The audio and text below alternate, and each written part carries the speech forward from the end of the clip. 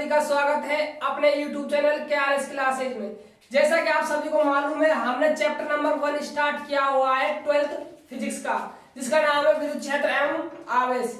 यहाँ तक हमने जो सफर तय कर लिया था, इसकी जो पिछली क्लास थी वहां पर हमने आवेश के बारे में डिस्कस किया था कि आवेश क्या होता है। वहां पर हमने आवेश की परिभाषा देखी और वहां पर आपने एक बात भी नोटिस की होगी कि आवेश की कोई एग्जैक्ट परिभाषा नहीं है। आवेश का प्रतीक चिन्ह देखा, मात्रक देखा, विमा देखी, राशि कैसी है ये राशि देखी, इसका योग किस प्रकार करेंगे और प्रकृति देखी। यहाँ तक आपने सफर तय कर लिया था।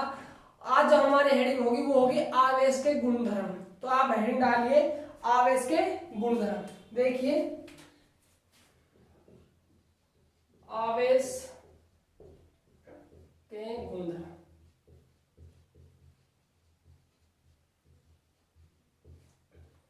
ठीक है, अब हम देखेंगे आवेश के गुणधर्म क्या है, क्या आवेश क्या क्या कर सकता है। ठीक है, देखिए समझिए सभी। मान लीजिए ये एक कांच की छड़ है आपके पास, किसी छड़ है, कांच की छड़। ये एक रेशमी कपड़ा है आपका, रेशमी कपड़ा। ठीक है, ये कांच की छड़ है आपकी, ये आपकी रेशमी कपड़ा है। अभी फिलहाल आपने कांच की छड़ को और रेशमी कपड़े को अलग अलग रखा हुआ है। ठीक है, आपने मैंने वहां पर पढ़ाया था, वो घर्षण विधि याद हो तो आवेश याद है सभी को, घर्षण विधि। उसमें मैंने कांच का छड़ ली थी और रेशमी कपड़ा लिया था, उनका रगड़वाया था, आपस में रगड़वाया था। रगड़ने से क्या होता है, इलेक्ट्रॉनों का स्थानांतरण होता है। ठीक है, अब फिलहाल देखो ये कांच की छड़ है, ये रेशमी कपड़ा है, ये फिलहाल अलग अलग रखे हुए हैं। जब ये अलग अलग रखे हुए हैं तो इसका जो इस पर जो आवेश है वो जीरो आवेश है, शून्य आवेश है, और रेशमी कपड़े का आवेश क्या है, शून्य है। बात क्लियर हुई। यदि मैं दोनों को नेट आवेश बात करता हूँ, दोनों को जोड़ता हूँ आवेश को, तो क्या निकल जाता है, शून्य आवेश निकल जाता है। आप देखो जब मैं कांच की छड़ को किससे रगड़वाता हूँ, रेशमी कपड़े से, या रेशमी कपड़े को किससे रगड़वाता हूँ, कांच की छड़ से, तो क्या होता है, घर्षण विधि होती है। घर्षण विधि में क्या होता है, यहाँ से कांच की छड़ से इलेक्ट्रॉन कहाँ चले जाते हैं, रेशमी कपड़े पर। याद हो तो आप सभी के, मैंने कांच की छड़ को किससे डिनोट किया था, प्लस से, और रेशमी कपड़े को माइनस से। इसका मतलब क्या होता है, प्लस क्यों आता है, जब इसमें से इलेक्ट्रॉन की कमी होती है तब प्लस आता है, और जहां माइनस आता है उसका मतलब क्या होता है, यहाँ पर इस वस्तु से इलेक्ट्रॉन का ट्रांसफर कहाँ हुआ है, रेशमी कपड़े पर हुआ है। बात क्लियर हुई। अब देखो मान लीजिए इस वस्तु से कांच की छड़ से 2 इलेक्ट्रॉनों का ट्रांसफर हुआ है। कितने इलेक्ट्रॉन गए हैं, 2 इलेक्ट्रॉन गए। यदि इलेक्ट्रॉन जाते हैं तो कितना प्लस आता है भाई, जाने का मतलब क्या है, प्लस, और यदि आते तो क्या होता है, माइनस। मान लीजिए 2 इलेक्ट्रॉन इस कांच की छड़ से गए, यानी कि प्लस 2 इलेक्ट्रॉन गए, और ये कहाँ जाएंगे भाई, तो प्लस 2 इलेक्ट्रॉन निकल के गए हैं कांच की छड़ से, ये जाएंगे कहाँ पर, रेशमी कपड़े पर। क्यों जाते हैं, क्योंकि यहाँ पर क्या है, नेगेटिव आ गया। पता है क्यों जाते हैं भाई, मैंने यहाँ पर, क्योंकि इलेक्ट्रॉन नाभिक के मध्य क्या होता है, आकर्षण बल कम होता है। ठीक है, अब यहाँ पर 2 इलेक्ट्रॉन आ गए, इसका मतलब क्या है, इस पर जो आवेश है वो माइनस का 2e आ गया है। क्लियर हुई बात। यदि मैं नेट आवेश की बात करता हूँ, जोड़ता हूं, तो आपको नजर आ रहा होगा आवेश अदिश राशि होती है, और इसका योग कैसा होता है, बीजगणितीय योग होता है। जरा सोचना, प्लस का 2e प्लस माइनस का 2e क्या आ जाएगा, 0। क्या आ जाएगा, 0। अब देखो यदि मान लीजिए यहाँ से 10 इलेक्ट्रॉन जाते तो कितना होता, प्लस का 10e, और यहाँ पर आते तो मतलब माइनस का 10e, तो आवेश कितना था, 0। तो देखो बाबू यहां से मैं पॉइंट निकालने वाला हूं। पॉइंट क्या निकलेगा यहां से, गुणधर्म का पॉइंट ये निकलेगा कि घटना से पहले का कुल आवेश, घटना से पहले जब तक हमने रगड़वाया नहीं था, इसका मतलब क्या है, हमने घटना संपूर्ण नहीं करवाई थी, उस टाइम जो आवेश है वो क्या था, शून्य था, और जब हमने इसको रगड़वा दिया यानी घटना को संपूर्ण करा दिया, तब भी जो नेट आवेश है वो क्या है, शून्य। इसका मतलब क्या है, आवेश एक संरक्षित राशि है। क्या है भाई, देखो इसका फर्स्ट गुणधर्म क्या हो जाएगा, आवेश एक संरक्षित राशि है। ये पॉइंट सभी को क्लियर हुआ कि आवेश एक संरक्षित राशि क्यों है, क्योंकि घटना से पूर्व का जो कुल आवेश है और जो घटना के बाद जो कुल आवेश है वो क्या होता है, हमेशा बराबर होता है। जैसे आपने ऊर्जा संरक्षण का नियम पढ़ा होगा, क्या नियम था कि ऊर्जा को न तो उत्पन्न किया जा सकता है, नहीं नष्ट किया जा सकता है, लेकिन एक रूप से दूसरे रूप में परिवर्तित किया जाता है। यही सेम आवेश के लिए लागू होता है कि आवेश एक कैसी राशि है, संरक्षित। हम यहाँ पर ये जो पॉइंट के बाद इससे जो आवेश के गुणधर्म जब कंप्लीट हो जाएंगे तो वहां पर हम नियम पढ़ेंगे। किसका नियम पढ़ेंगे? आवेश संरक्षण का नियम पढ़ेंगे। तो मैं वहां पर इस नियम को डिस्कस करूंगा। फिलहाल एक पॉइंट बनाया है मैंने, ये हमारे सिलेबस में नियम है अलग से, आवेश संरक्षण का नियम। ठीक है, तो आवेश संरक्षण नियम क्या होता है? आवेश को न तो उत्पन्न किया जा सकता है, न ही नष्ट किया जा सकता है, बल्कि आवेश को एक वस्तु से दूसरी वस्तु पर स्थानांतरण किया जा सकता है। ये क्या है? आपका आवेश संरक्षण नियम होता है। और आपको ये समझ आ गया होगा कि आवेश क्या है? एक संरक्षित राशि की घटना से पूर्व का आवेश और घटना के बाद कुल आवेश क्या होता है? हमेशा बराबर होता है। अगला देखो पॉइंट भाई, ये बात क्लियर हुई होगी आपके। अब देखो देखो एक वर्ड सुनोगे आप, वर्ड क्या है? क्वांटीकृत। क्या है? क्वांटीकृत। एक वर्ड सुनोगे, शब्द सुनोगे आप, क्वांटीकृत। क्वांटीकृत का मतलब क्या है? ध्यान दीजिएगा। कोई जो हमारी जो भौतिक राशि है, आवेश जो अपनी भौतिक राशि है, भौतिक राशियों जो वितरण होता है वो दो रूप से होता है। जो हमारी भौतिक राशियां होती है उनको जो वितरण होता है दो प्रकार से होता है। बात की जाए भौतिक का राशि का वितरण की बात कर रहा हूं मैं, दो प्रकार से होता है भाई। कितने प्रकार से होता है भौतिक राशि का वितरण? दो प्रकार से। एक तो होता है सतत वितरण, एक होता है, एक आपका सतत वितरण होगा, एक होता है विविक्त वितरण। क्या होता है भाई? विविक्त वितरण। ठीक है, देखो राशियों का वितरण होता है भौतिक राशि दो प्रकार से होता है। एक तो होता है सतत वितरण, एक होता है विविक्त वितरण। इसका मतलब क्या है भाई? सतत का मतलब होता है लगातार, यानी कि एक समान, कह सकते हो एक समान। और जो विविक्त वितरण होता है इसका मतलब होता है बंडलों, बंडलों कह सकते हो या पैकेटों के रूप में। कैसा होता है भाई? पैकेटों के रूप में। जैसे बात करता हूँ सतत वितरण क्या होता है? सतत मतलब होता है एक समान फैलाव। एक समान मतलब मान लीजिए एक बोर्ड है अपना, इसमें जो लाइट है, प्रकाश है, वो क्या है? एक समान रूप से फैला हुआ है। ऐसा नहीं है कहीं पर प्रकाश ज्यादा है कहीं पर कम है। मान लीजिए यहाँ पर क्या है? सतत रूप से प्रकाश फैला हुआ है। और यदि बात करता हूँ विविक्त वितरण यानी बंडल और पैकेट के रूप में, बंडल है ना, बंडल समझ जाना, बंडल है ना। अब देखो विविक्त वितरण क्या होता है? यहाँ पर मान लीजिए प्रकाश ज्यादा है, यहाँ पर कम है, यहाँ पर और ज्यादा है, यहाँ पर कम है। इसका मतलब क्या है? जो प्रकाश है किस प्रकार फैला हुआ है? कहीं पर ज्यादा कहीं पर कम। इसका मतलब क्या है कि जो प्रकाश है पैकेटों के रूप में, बंडल के रूप में वितरित हुआ है। इसका मतलब ये। अब देखिए मान लीजिए आप, ये कोई वस्तु है आपके पास, ठीक है, ये आपके पास वस्तु है, मैं इस वस्तु को आवेशित करना चाहता हूँ। क्या करना चाहता हूँ? आवेशित करना चाहता हूँ। एक वस्तु है आपके पास, ये इस वस्तु को मैं क्या कर रहा हूँ? आवेशित करना है। तो आवेशित आप दो प्रकार से कर सकते हो, या तो आप इस वस्तु को ऋणावेशित बना सकते हो या आप इस वस्तु को धनावेशित बना सकते हो। बात क्लियर है? यदि आपको इस वस्तु को धनावेशित बनाना है तो आपको इलेक्ट्रॉन निकालना होगा, यदि आपको इस वस्तु को ऋणावेशित बनाना है तो इलेक्ट्रॉन ला के देना होगा। ठीक है, अब मान लीजिए मैं इस वस्तु को धनावेशित बना रहा हूँ, तो मैंने मान लीजिए कम से कम, क्या इस वस्तु से मैं कम से कम कितने इलेक्ट्रॉन बाहर निकाल सकता हूँ?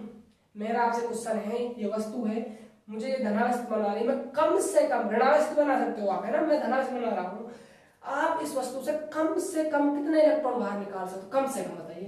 तो आपका जवाब होगा सर जी एक इलेक्ट्रॉन ही हम बाहर निकाल सकते हैं। कम से कम तो एक इलेक्ट्रॉन निकाल सकते हो। ऐसा मानिए आप, मान लीजिए मैं हूं और आप हैं, ठीक है, हमारा कुछ लेन देन करना है पैसों में, तो आप मुझे कम से कम कितने रुपए दे सकते हो? कम से कम 1 रुपया। ये तो नहीं आप मुझे अठन्नी दोगे क्योंकि अठन्नी तो चलन में नहीं है। कम से कम आप मुझे क्या दे सकते हो? 1 रुपया दे सकते हो। इसी प्रकार किसी वस्तु से आपको इलेक्ट्रॉन निकालना है तो आप कम से कम कितने इलेक्ट्रॉन बाहर निकाल सकते हो, आप कम से कम कितने इलेक्ट्रॉन उस वस्तु को दे सकते हो? तो आपका जवाब आएगा 1 इलेक्ट्रॉन दे सकते हैं। इस बात को समझिए। और मैंने आपको बात की थी पदार्थ की, याद होगा आपके, मैंने बात की थी पदार्थ की। पदार्थ के अंदर क्या किससे मिलकर बना होता है? परमाणु से। और परमाणु में 3 मूलभूत कण पाए जाते हैं जिनको, जैसे इलेक्ट्रॉन, प्रोटॉन, न्यूट्रॉन पाए जाते हैं। इनको मिलाकर इनका जो संयुक्त रूप होता है किनसे पैदा किया जाता है? मैंने आपको याद होगा वर्ड लिया था वहां पर, क्वार्क। क्या लिया था? क्वार्क। जो भाई इलेक्ट्रॉन प्रोटॉन होते हैं वो किससे मिलकर बने होते हैं? क्वार्क से मिलकर बने होता है। और क्वार्क भी दो प्रकार का होता है। एक प्रकार होता है ना, दो प्रकार का होता है। एक तो होता है अप क्वार्क, क्या होता है अप क्वार्क, एक होता है डाउन क्वार्क। एक तो होता है अप क्वार्क, एक होता है डाउन क्वार्क, है ना, अप क्वार्क और डाउन क्वार्क, ठीक है। अब देखो जो अप क्वार्क जो वैल्यू होती है वो होती है प्लस का 2e बटा में 3, और जो डाउन क्वार्क होता है इसकी वैल्यू होती है माइनस का e/3, ठीक है। अब आप ये कहोगे सर जी आप इलेक्ट्रॉन को तोड़ भी सकते हो, लेकिन ऐसा नहीं है। जो इलेक्ट्रॉन होता है वो क्वार्क से मिलकर बना होता है। ये क्या होता है, क्वार्क एक फैमिली होती है। क्या होती है, क्वार्क एक फैमिली होती है। ये ज्वाइंट रहते हैं, आपस में एक साथ इकट्ठे मौजूद रहते हैं। ऐसा नहीं कि अप डाउन अलग रहेगा, डाउन अलग रहेगा, ठीक है। आप इलेक्ट्रॉन को विभाजित, यहाँ पर इलेक्ट्रॉन ऐसा नहीं कि e/3 है, ठीक है, इलेक्ट्रॉन को तोड़ा हुआ है। कम से कम आप एक इलेक्ट्रॉन निकाल सकते हो। ये जो क्या होता है एक साथ फैमिली के रूप में रहते हैं। ये बात क्लियर हुई। अब देखिए मैंने क्या कहा आपसे, जो इलेक्ट्रॉन प्रोटॉन न्यूट्रॉन किससे मिलकर बने होते हैं, क्वार्क से मिलकर बने होते हैं।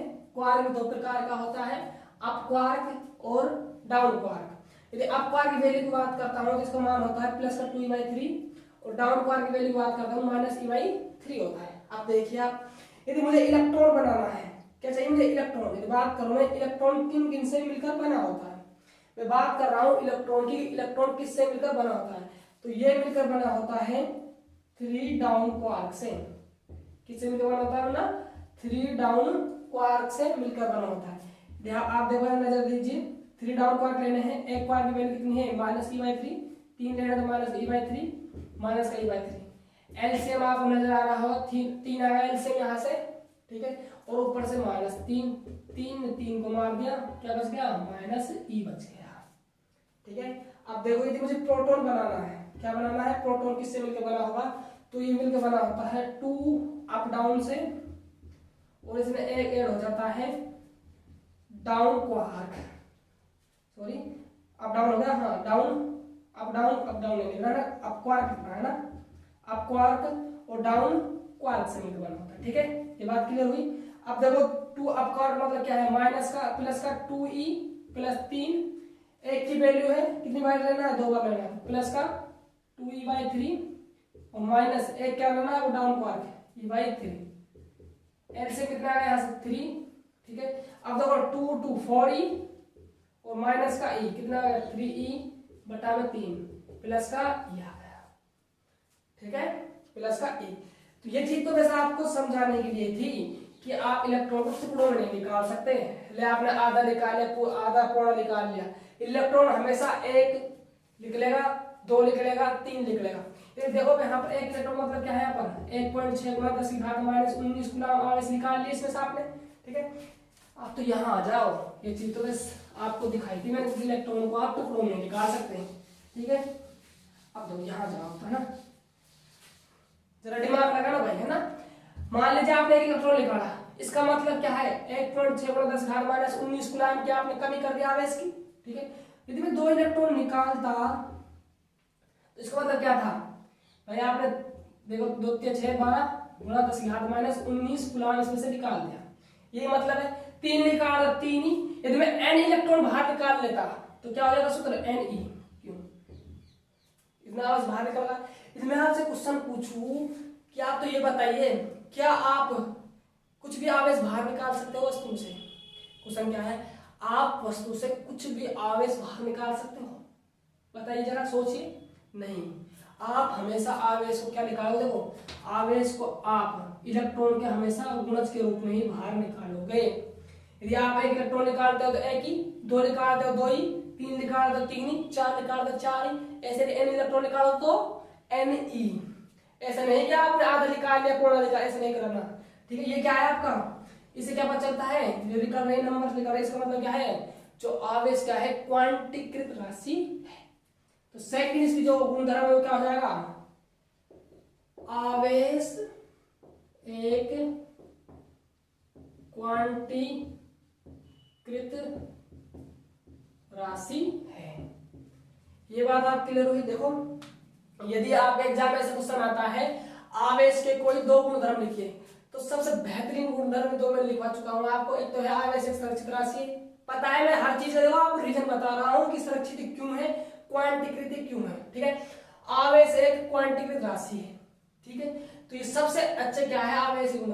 और भी गुणधर्म है, मैं 6-7 गुणधर्म लिखवाऊंगा। खैर अच्छे तो सभी है, लेकिन अच्छे सबसे ज्यादा अच्छे ये है क्योंकि इन पे क्या है, हमारे नियम और है। जैसे आपके आवेश के गुणधर्म कंप्लीट हो जाते हैं, उसके बाद में तो आपको आवेश संरक्षण का नियम पढ़ाऊंगा, एक क्वांटीकरण का नियम पढ़ाऊंगा। तो ये दोनों नियम है, वहां पर और डिस्कस करेंगे हम चीजों का, ठीक है। फिलहाल आप इतना समझ लीजिए। आगे देखिए भाई, अगला पॉइंट है ना, एक बार कर देता हूँ ना, देखो अब देखो जरा ध्यान दीजिएगा, है ना सभी से। देखो मान लीजिए अगला गुणधर्म की बात कर रहा हूं मैं, पहले मैं समझा रहा हूं फिर लिखवाऊंगा, ठीक है। अब देखो मान लीजिए प्लस क्यों आवेश यहाँ पर, ठीक है, और यहाँ पर भी आपका प्लस क्यों आवेश है। जरा सोचना है ना, यहाँ पर प्लस क्यों आवेश है, यहाँ पर भी प्लस क्यों आवेश है। यदि मैं बात करूं इनके मध्य कौन सा विद्युत बल लगेगा, बताइए। ये प्लस आवेश है, ये प्लस आवेश है, इनके मध्य कौन सा बल लगेगा, तो आपका जवाब आएगा प्रतिकर्षण बल लगेगा। क्या लगेगा भाई बाबू, प्रतिकर्षण बल लगेगा, प्रतिकर्षण, ठीक है। यदि ऐसा हुआ, लेकिन ऐसा होता है ये माइनस क्यू बन जाता है और ये माइनस क्यू बन जाता है, तब कौन सा बल लगेगा बाबू, तब लगता है आकर्षण बल। अच्छा कौन सा बल लगता है, आकर्षण बल लगता है। जो कई बच्चे इसका जवाब गलत दे देते हैं, सॉरी आकर्षण नहीं लगेगा, प्रतिकर्षण लगता है, ठीक है। दोबारा से देखिए जरा, तो कौन सा बल लगेगा भाई, प्रतिकर्षण बल लगेगा, ठीक है। कौन सा बल लगेगा बच्चा, प्रतिकर्षण बल लगेगा। लेकिन यदि ऐसा रहा, माइनस क्यू रहा है, माइनस क्यू रहा, तब कौन सा बल लगेगा, तब कौन सा लगता है, प्रतिकर्षण बल लगता है। कौन सा बल लगता है बच्चा, प्रतिकर्षण बल लगता है।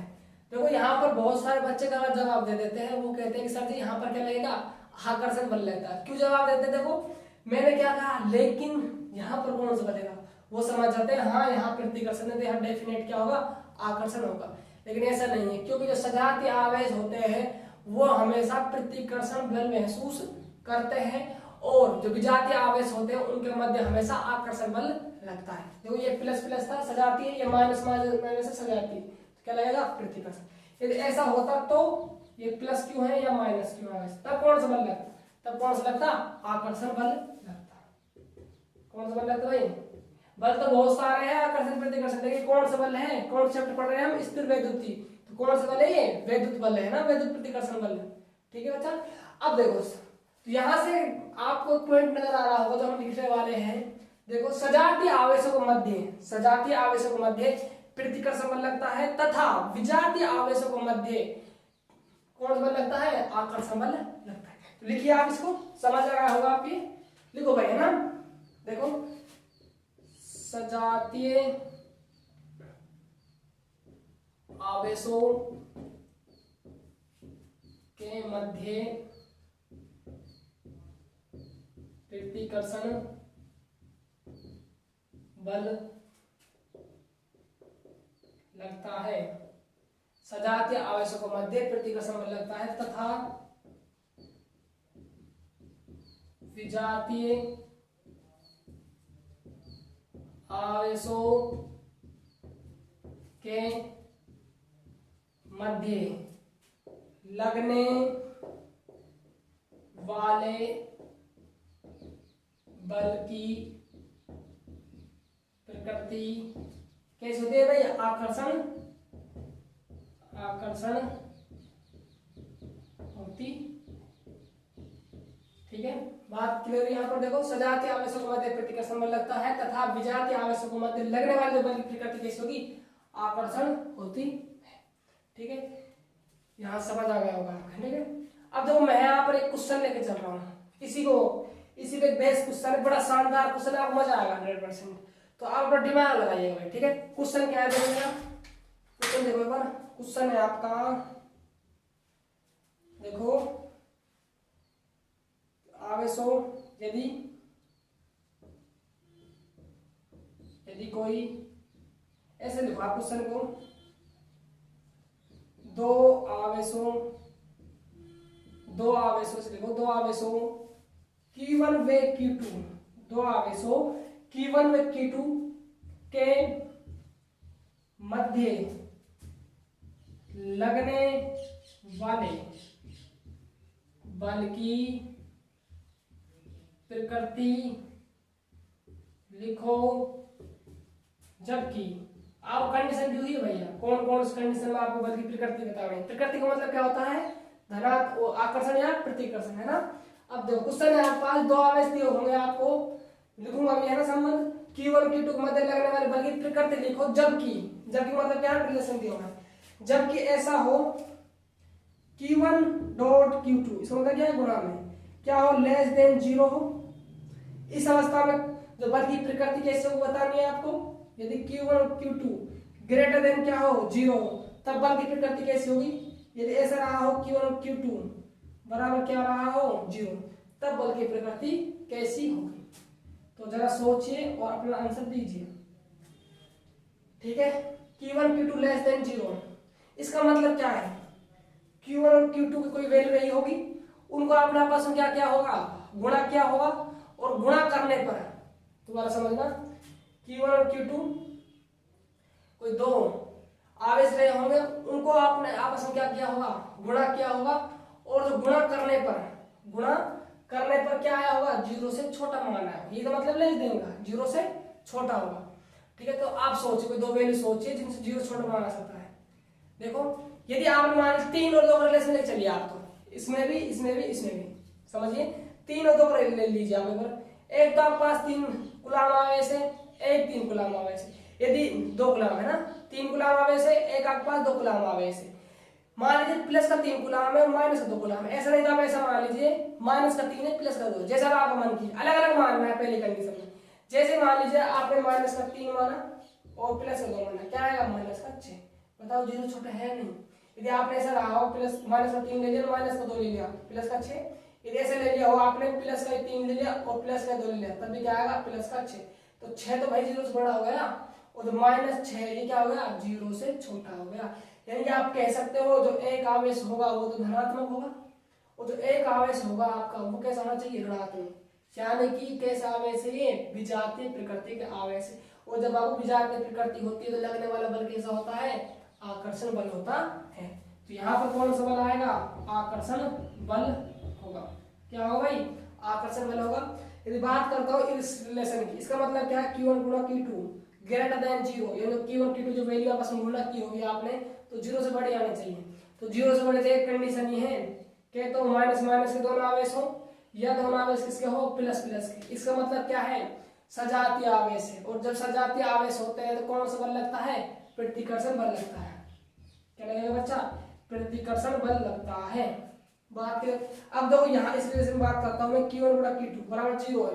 0 कब आया होगा, ये इसमें से कोई ना कोई आवेश क्या रहा होगा, एक 0 रहा होगा, और 0 से मल्टीप्लाई हो क्या आया, 0 आया। इसका मतलब यहाँ पर जो बल लगने वाला है उसको आप कोई बल नहीं लगेगा भाई, कोई बल नहीं लगेगा, क्योंकि क्या रहा है, गुणा करने पर 0 आ रहा है, तो कोई बल नहीं लगेगा। ठीक, इस बात को ऐसे और समझिए आप, जैसे आपको लिखा मिलेगा प्लस का 5 माइक्रोकुलाम, और यहाँ पर लिखा मिलेगा आपको प्लस का 3 माइक्रोकुलाम। ठीक है, ठीक है, ये प्लस का 5 माइक्रोकुलाम है, प्लस का 3 माइक्रोकुलाम। माइक्रो का मतलब होता है 10 की घात -6, 5 गुना, ठीक है, 3 गुना 10 की घात -6। देखो यहाँ पर ये चिन्ह देखो पहले आप, पर इसको मतलब वैल्यू वैल्यू कितनी है आपको चिन्ह देखना है, चिन्ह से पता करना है कि सजाती है कि जाती है।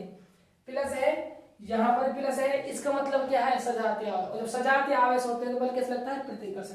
तो इनका मध्य कैसे बल लगेगा भाई, प्रतिकर्षण बल लगेगा। एक और एग्जाम्पल समझिए आप, मान लीजिए कि 2.6 गुणा 10 की पावर 6 है, ठीक है, और एक वैल्यू आपको दी हुई है 2.6 मान लीजिए गुणा 10 की पावर -6। अब आपसे पूछ ले जाए इनके मध्य कौन सा बल लगेगा, तो बहुत सारे बच्चे क्या करते हैं, मिस्टेक कर देते हैं। मिस्टेक क्या करते हैं बाबू, देखो ये प्लस का दिखाई देता है, हाँ जी प्लस आ गया, यहाँ माइनस है, क्या है माइनस, एक प्लस हो गया माइनस हो, क्या कौन सा बल लग जाएगा, आकर्षण। लेकिन ऐसा बिल्कुल नहीं है। देखो जहां कुछ नहीं होता वहां पर क्या होता है, प्लस होता है। और हमें वैल्यू से कुछ लेना ही नहीं है, हमें चिन्ह देखना है। चिन्ह प्लस माइनस है तो आकर्षण, प्लस प्लस है तो प्रतिकर्षण, सीधी सी बात है। अब दोस्तों यदि आप सोल्व करते हो तो 2 26 5 0 आ जाएगी, समथिंग है ना, ऊपर जाए, ठीक है। कुलाम कुलाम लगा दो मात्रा भाई, आवेश का मात्रा क्या होता है, कैसे कुलाम होता है ना। इसको यदि सोल्व करते हो तो आप यहाँ से आपको नजर आएगा 0.00 विरोधान। ठीक है, तो देखो इनके मध्य कौन सा बल लगता है, प्रतिकर्षण बल लगेगा। तो आपको हमेशा चिन्ह देखने हैं, चिन्ह किस उसके प्रकार से है ना, माइनस है कि प्लस है। ठीक है, आपको ये वैल्यू नहीं देंगे, ये कैसा है, अंक मान है इसका। ठीक है भाई, ठीक है। तो आप इसको यहाँ से एक क्वेश्चन लिखिए, थर्ड पॉइंट चल रहा था अपना, इसको लिखिए पहले, इसके बाद आप इस क्वेश्चन को लिखिए और उसके बाद हम तीनों पॉइंट लिखिए। ये सिर्फ समझाने के लिए था, कीजिए भाई नोट डाउन। ठीक है,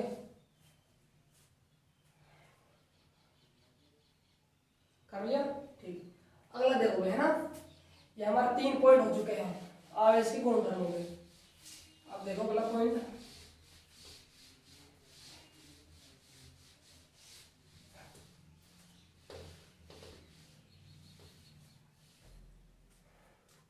ठीक है। अब देखिए आप अगला पॉइंट क्या होगा, देखो चौथा पॉइंट।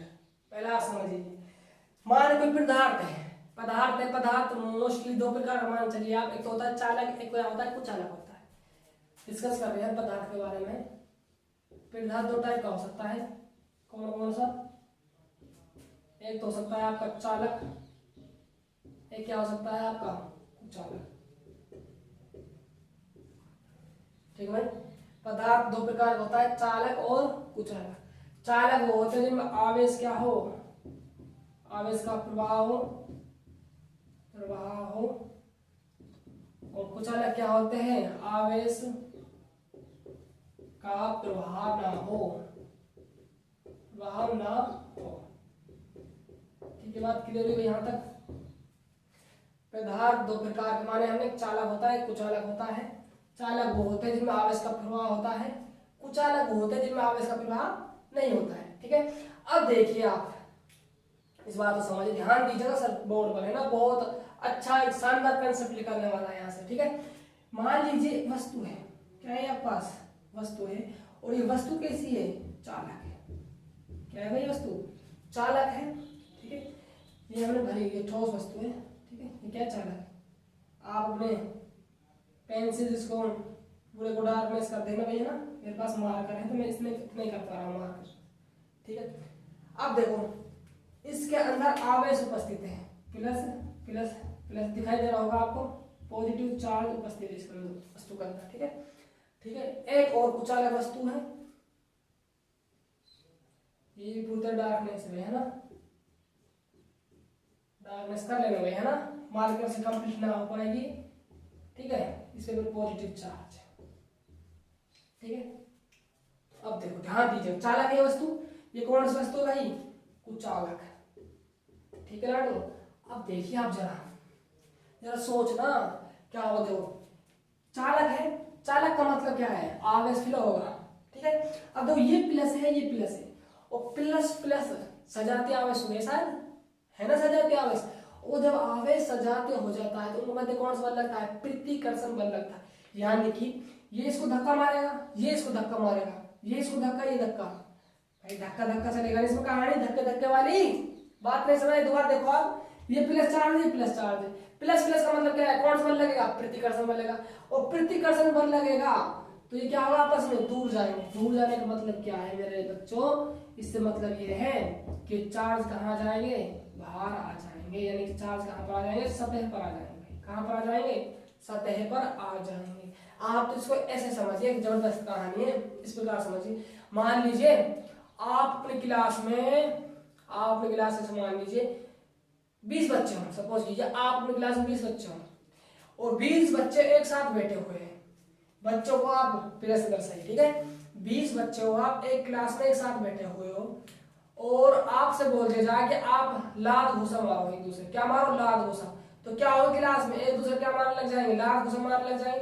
तो जैसे जैसे लात घुसा मारेंगे तो क्या बच्चे बीच में रुक पाएगा, भाई क्या होगा, बच्चे सब दूर कहाँ चले जाएंगे, आप दूर दूर क्या हो जाएंगे, बच्चे दूर दूर चले जाएंगे। और दूर दूर कहाँ जाएंगे, जैसे मैं यहाँ पर खड़ा हूँ दीवार के पास में, तो बच्चे सब कहाँ चले जाएंगे, दीवार में चले जाएंगे। जैसे ही कोई बच्चा क्या किस में आ जाएगा, बीच में आ जाएगा क्लास में, तो क्या होगा, उसको धक्के घुसलात पड़ेंगे, फिर वो वापस चला जाएगा। तो यही सीन है किसका, चालक। आवेश है, कहाँ चले जाते हैं, दीवार समझ लीजिए, कमरा समझ लीजिए, और कमरे में क्या है, ये आवेश रखे हुए, और चालक है कमरा अपना सपोज ये चालक कमरा, मैं मान रहा हूँ कमरा क्या है, चालक है, तो आवेश क्या है, इकट्ठा हो जाएंगे दीवारों पर, कहाँ पर चल जाएंगे, दीवारों पर। तो ये क्या है, गोला है, गोला है नहीं, तो गोले में क्या होगा, आवेश इस सतह पर आ जाते हैं। बात क्लियर हुई। अब देखिए आप, मैं बात कर रहा हूँ कुचालक की, ठीक है। अब कुचालक में प्लस प्लस है, और यहाँ पर जो लगने वाला जो बल होता है वो बहुत ही कम महसूस कर पाते हैं। तो यहाँ पर बल लगता है प्रतिकर्षण बल, वो बहुत ही कम महसूस कर पाते हैं। कम महसूस क्यों कर पाते हैं, क्योंकि ये क्या है, कुचालक है, और कुचालक में तो बाबू आवेश का प्रवाह होता ही नहीं है। कहाँ होता है आवेश प्रवाह, इसीलिए जो ये आवेश है कुचालक है वो कहाँ इकट्ठे रह जाते हैं। ये क्या है भाई, इसके अंदर भरा हुआ है ना कुछ, और भरे हो क्या बोलते हो आप, अरे क्या बोलते हो, द्रव्यमान बोलते हो। तो जो कुचालक होता है उसमें जो आवेश का जो वितरण होता है वह कहाँ होता है, द्रव्यमान के आयतन का अनुदिश होता है। आयतन तो है इसके अंदर भरा हुआ आयतन है, ठीक है। तो कुचालक के अंदर जो आवेश का वितरण कहाँ होता है, आयतन के अनुदिश होता है। और जो चालक होते हैं उन जो आवेश का वितरण होता है वो कहाँ पर होता है, सतह पर होता है। ये आपका 4th पॉइंट कंप्लीट हो गया। बात क्लियर हुई, तो मैं लिखता हूँ, आप नोट कीजिए भाई। देखो, चालकों में आवेश का, इसको रब कर देता हूं ना, या आप क्लियर हो गई बात है, ठीक है। अब देखो आप आगे, देखो चालकों में आवेश का वितरण सतह पर होता है, ठीक है। भाई चालकों में जो आवेश का वितरण कहां पर होता है, सतह पर होता है। जबकि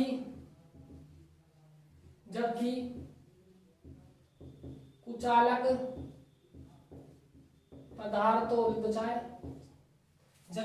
पदार्थों में आवेश का वितरण आयतन के अनुदिश होता है, आयतन का अनुदिश होता है। ये पॉइंट आप क्लियर हो गया होगा कि चालक जो आवेश का जो वितरण होता है वो कहाँ पर होता है, सरफेस पे होता है। और जो कुचालक होते हैं उनमें आयतन जो वितरण होता है वो कहाँ पर होता है, आयतन के अनुदिश होता है, यानी कि आयतन में होता है। ये बात आपके दिमाग में तक सेट हो जानी चाहिए। मैं बार बार चर्चा करूंगा, 1000 बार चर्चा करूंगा चैप्टर में, जब भी हम चालक पढ़ेंगे और आवेश का वितरण करेंगे, ठीक है। अब देखिए आप अगला पॉइंट है, आज पॉइंट क्या हुआ, ये पॉइंट बहुत ही जबरदस्त और शानदार है, ठीक है। पॉइंट क्या है, तो मान लीजिए एक वस्तु ये है और एक वस्तु ये है, ठीक है।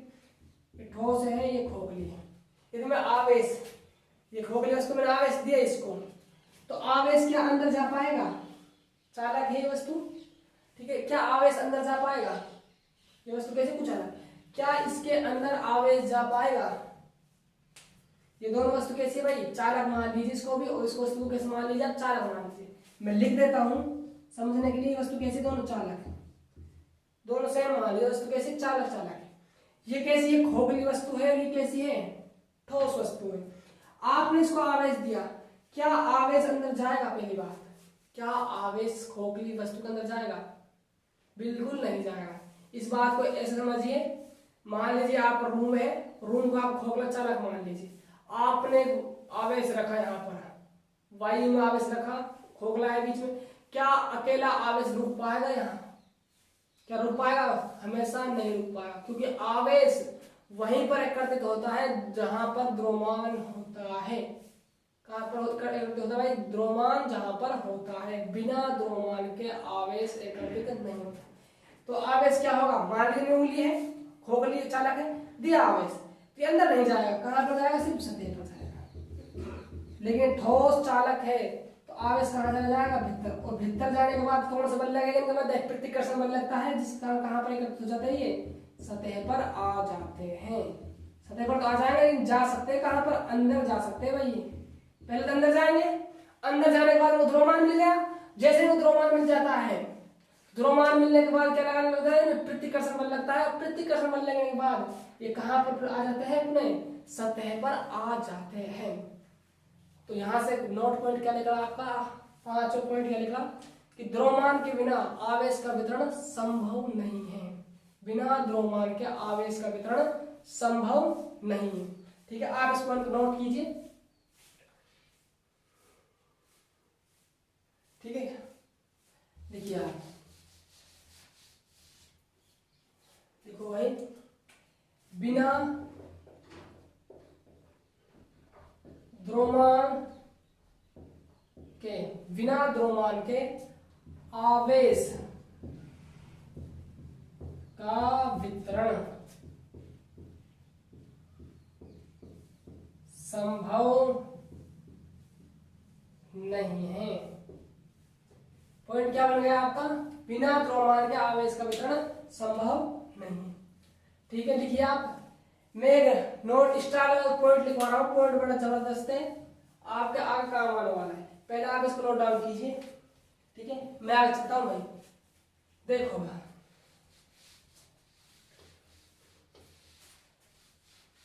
स्टार लगाइए आप और देखो, फिर समझो, फिर लिखना है। देखो आप, मान लीजिए कोई गोला है, कोई क्या है, कोई आकृति है वस्तु की, कैसी है? गोलाकार है। गोलाकार वस्तु को मैं दो भागों में डिवाइड कर सकता हूं। कितने भागों में डिवाइड कर सकता हूं भाई? दो भागों में डिवाइड कर सकता हूं। एक तो क्या मान सकता है इसको? चालक गोला। कौन सा गोला भाई? चालक गोला।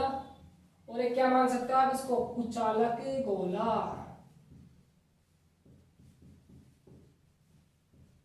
ठीक है, अब देखो, चालक गोले में दो प्रकार से हो सकता है। एक हो सकता है खोखला गोला, एक हो सकता है आपका ठोस गोला।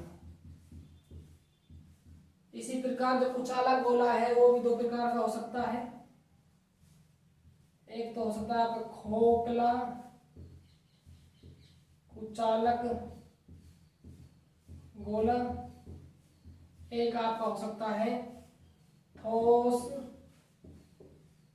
कुचालक गोला। ठीक है, ये बात करता हूं डायग्राम की। तो डायग्राम देखिए, देखो खोखला वो गोला है तो खोखला गोला इस टाइप से होगा। ठीक है, यदि कोई ठोस गोला है तो ये भरा हुआ इसकी तो आंतरिक सरफेस, उसमें क्या होगा? आयतन होगा, उसका द्रव्यमान होगा कुछ ना कुछ। ठीक है भाई, ये भरा हुआ है। यहाँ तक बात क्लियर है। अब तो ये कोई खोखला कुचालक गोला है, खोखला है और कैसा है? कुचालक है। कुचालक का मतलब पता है, जिसमें आवेश फ्लो ना हो। ये ठोस कुचालक गोला है, ठोस भी है, ये भरा हुआ है। आपने पेंसिल से इसको डार्कनेस कर लेना कंप्लीट हो। ठीक है भाई, मेरे पास मार्कर है, हो नहीं पाएगा, इसलिए मैंने इसको इस प्रकार दिखाया हुआ। अब देखो आप बात को जरा ध्यान दीजिएगा, है ना। खोखला गोला है, कैसे गोला है? चालक। चालक क्या होता है? जिसमें आवेश क्या हो? फ्लो हो। तो मान लीजिए, तो इसमें आवेश दिया, द्रव्यमान है नहीं, कहाँ आ जाएगा? सतह पर। क्या आ जाएगा? चार्ज सतह पर आ जाएगा। ठीक है, अब देखो ये क्या है? ठोस गोला है और कैसा है? चालक। और चालक में हमेशा क्या कंडीशन है? चालक में हमेशा कहां पर आ जाएगा? वे सतह पर। कहां पर आ जाएगा भाई? सतह पर आ जाएगा, सतह पर आ गया। ठीक है, अब देखो, खोखला कुचालक गोला है तो आवेश अंदर तो जा नहीं पाएगा। क्यों नहीं जा पाएगा? क्योंकि द्रव्यमान नहीं है अंदर, और द्रव्यमान नहीं होता तो आवेश कहां आ जाता है? सतह पर आ जाता है। ये मत सोचना है ठोस अचालक, सॉरी खोखला कुचालक गोला है, कुचालक में तो आवेश आया नहीं। वहां ध्यान हो तो मैंने आवेश लिया था कुचालक में, अंदर था। अंदर क्यों? तो द्रव्यमान था, प्रतिकर्षण जो बल था वो कम महसूस कर पाता है, इसलिए अंदर रहता है। लेकिन यहाँ पर क्या है? आवेश दिया तो आवेश अंदर तो जाएगा नहीं। अंदर तो तब जाता, इस कंडीशन जाएगा अंदर, अंदर तभी तो जाएगा जब इसके अंदर क्या होगा? करते थे द्रव्यमान होगा। द्रव्यमान तो है नहीं, तो आवेश कहां पर हो जाएगा? उपस्थित, सतह पर आ जाता है। अब देखो जरा इसको, ठोस कुचालक गोले को क्या है? द्रव्यमान है अंदर, द्रव्यमान है तो क्या जाएगा इसके अंदर? है आवेश आ जाता है। ठीक है, अब देखो जरा, यहां पर आप फिजिक्स में वर्ड पढ़ोगे गोलीय कोश। और एक पढ़ोगे अचालक गोलीय कोष। चालक गोलीय कोष पढ़ोगे और एक अचालक गोलीय कोष पढ़ोगे। तो जरा ध्यान दीजिएगा, जो आपके 3 कंडीशन है इनको मिलाकर बोला जाता है गोलीय कोष। क्या बोला जाता है? गोलीय कोष।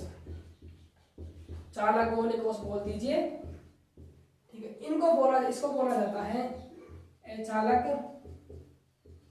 गोलीय कोष। क्या बोला जाता है भाई? अचालक गोलीय कोष। तो यदि मैं जब भी चर्चा करूं चालक गोलीय कोष की, जब भी मैं चर्चा करता हूं चालक गोलीय कोष की, तो आपके दिमाग में थीम बन जानी चाहिए कि जो आवेश का जो वितरण होगा वो सतह पर होगा। आकृति कुछ भी हो सकती है, कि जरूरी नहीं गोलीय कोष हो। चालक परत भी हो सकती है, पट्टिका भी हो सकती है, डिपेंड करेगा आकृति किसी प्रकार की हो सकती है। चालक की गोलीय कोष बोले तो सिंपल सा फंडा है, आवेश कहाँ वितरित होगा? सतह पर वितरित होता है।